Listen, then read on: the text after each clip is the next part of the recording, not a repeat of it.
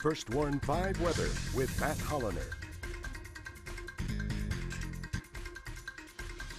Taking a look at national radar and satellite, and you can see a line of rain. And you know that probably means a cold front, and certainly it does. But notice that there's not as much rain in Texas. It's lighter rain, more scattered showers, although there's a little bit of snow mixed in, a little bit of a rain-snow mix in the Panhandle. Now, that's going to be limited to the Panhandle. We're not expecting the rain-snow mix to spread farther into Texas because the cold front actually losing strength as it works south, and actually is not going to make it here to the valley, where it's going to stall out just to the north of us. Where there has been some steady, moderate rain, though, for a long period of time, this is a loop over the last 6 hours, and notice particularly in western Pennsylvania, but now starting to see it in the Ohio Valley too, a risk for flash flooding, and we already are getting reports of flash flooding, mainly around the Pittsburgh area, but also into West Virginia.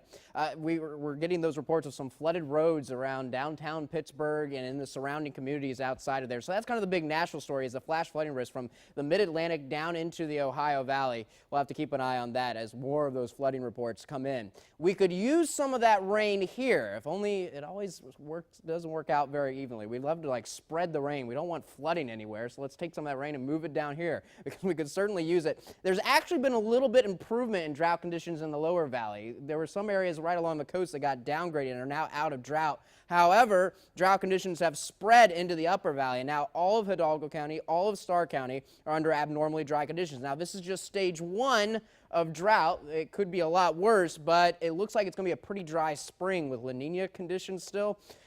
We're probably not going to see a lot of big, heavy thunderstorms, which is what you really need to break a drought. So unfortunately, I expect these drought conditions to probably get worse as we go through the next couple months. We'll keep our fingers crossed for some good thunderstorms.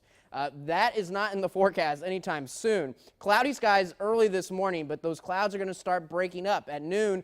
Partly to mostly cloudy skies, and later in the afternoon, partly cloudy to mostly sunny skies. It's going to be a breezy day, but not quite as windy as yesterday was.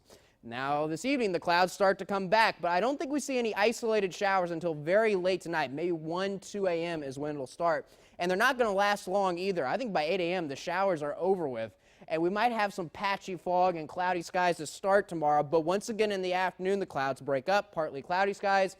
Maybe not as much sun as we'll see this afternoon, and so that might keep us just a little bit cooler in the low 80s, more in the low 80s, and not as many getting into the mid 80s. But today, there could be some that may even hit the upper 80s out in Starr County in particular. 85 will be the average high around the valley.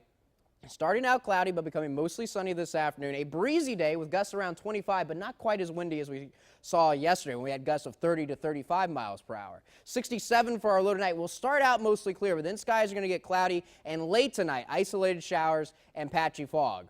The rest of the weekend is looking pretty nice, though. We're going to get up to 83 for Saturday. Again, cloudy start, but partly cloudy in the afternoon. We'll call it mostly cloudy all day long on Sunday, so I think maybe just a touch cooler, 82, but still winds out of the south-southeast. We're not going to cool down much, and it's going to be looking, right now it looks very windy on Monday, and with strong winds out south-southeast, I think that warms us back up. Even though we're going to be mostly cloudy, there's a small chance of rain Monday morning, but most of us are going to stay dry. We're dry on Tuesday. Wednesday is the big question mark right now, depending on the timing of that cold front. Right now, it looks like we're going to be warm Wednesday, but then showers and thunderstorms in the late afternoon and evening, and that'll set us up for a much cooler Thursday, some isolated showers in the morning, and highs only in the low 60s Thursday afternoon. We'll have more news after the break.